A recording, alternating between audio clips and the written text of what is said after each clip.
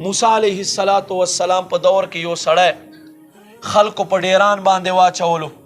موسی علیہ السلام ته الله حکم وکړو لاړ شه فلانی ته غسل ورکا او جنازه په باندې وکا. موسی علیہ السلام راغی اوچت کړ ډیران نه غسل کفن جنازه. خلکو ته وای تاسو ولې داسې وکړل؟ وای دا خو ډیر ګناهګارو د دنیا یوه ګناه داسې نه وه چې په ده کې نه وه دې له جهته مو دی په ډیران غزار کړو. الله رب کریم په بارګاه موسی علیہ السلام عرض کړه یا ربه تا ولې ما ته وفرمایل چې غسل ورکا او جنازه په باندې وکا. الله رب کریم وحی ورته فرمایي اے موسی علیہ السلام ډیر ګناهګارو ډیر خطاکارو خو یوه ورځ تورات کولاو کړو او زما محبوب نوم یې وکتلو او هغه نوم یې ښکل کړو ما محبوب باندې درود وې بس ما ته دا ادا خوښه شوه ما بې حسابه وبخلو.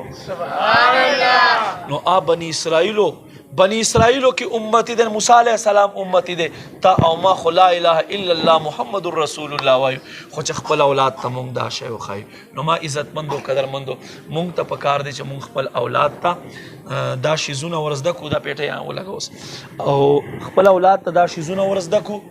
محبت ورته وښایو مدرسو کې داخل کو او اخیره زمانه دا ما عزت مندو چې مونږ خپل اولاد په دین باندې روان کو او بیا تاسو سادات آدم علیہ السلام نا دستاسو شجرہ نبی پاک صلی اللہ علیہ وآلہ وسلم باندې بیا حضرت علی رضی اللہ تعالیٰ عنہ نرواخ لستاسو نکانو باندې پتاسو باندې ختمیگی. دنیا کے دا سے سوک نشتا چو اغوی شجرہ دا سے برقرار ہوئی دا سے سوک شتا نشتا کنی زیدر توائم بیا با دے فضیلت در تبینو. ہاں جناب حضرت آدم کے بیٹے شیس کے بیٹے یانس کے بیٹے قینان کے بیٹے میلائیل کے بیٹے پیارب کے بیٹے ادریس کے بیٹے متبشر کے بیٹے لمکنیک نام کے بیٹے نوح کے بیٹے سام کے بیٹے زلار کے بیٹے شالے کے بیٹے عابر کے بیٹے تاتا کے بیٹے سارو کے بیٹے ناخور کے بیٹے تاریخ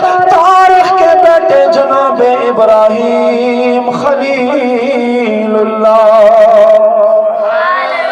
جناب ابراہیم خلیل اللہ کے بیٹے اسماعیل ذبیح اللہ اسماعیل کے بیٹے قیدار کے بیٹے امام کے بیٹے عمل کے بیٹے ثابت کے بیٹے سلمان کے بیٹے علیسا کے بیٹے علیسا کے بیٹے اوس کے بیٹے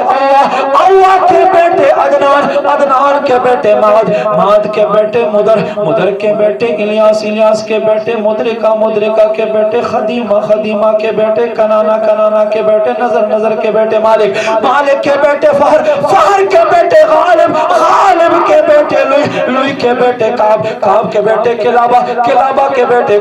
قصے کے بیٹے عبد مناف جناب عبد مناف کے بیٹے ہاشم جناب ہاشم کے بیٹے عبد المطلب جناب عبد المطلب کے بیٹے عبداللہ کے بیٹے تیرے میرے محمد الرسول اللہ. نو دا دستاسو شجرہ حضور فرمائی پا ورځ د قیامت پا ظل واړو نه مخکې د خپل نسل د سادات کرامو شفاعت کوم د خپل نسل شفاعت پا کوم.